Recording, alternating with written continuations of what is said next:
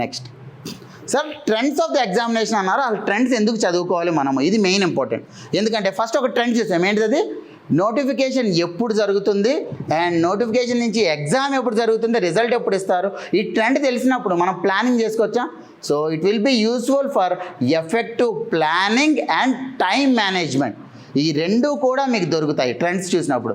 Next major thing is you can prioritize what to prepare. Prioritization అనేది మనకి important. Right now ఇప్పుడు trends చూసాం కాబట్టి ఫస్ట్ అసలు డిఫరెంట్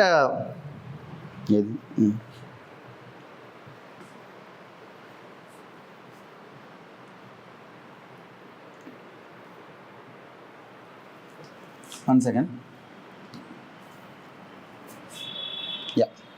ఫస్ట్ సిలబస్ అనే బేసిక్, నేను సిలబస్ గుల్లో డెప్త్కి వెళ్ళను, బేసిక్గానే చెప్తాను, ఎందుకంటే మొన్న ఆల్రెడీ సిలబస్ డిస్కస్ చేశారు కాబట్టి. సో మీరు ప్రిలిమ్స్ ఎగ్జామినేషన్ చూసుకుంటే చాలా క్లియర్గా చాలా సింపుల్ సిలబస్ అనేది ఉంది group 2 examination.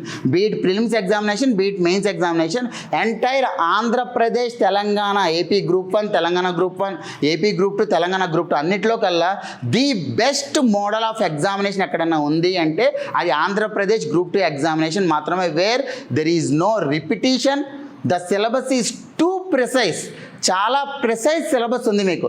These are the advantages in order to prepare.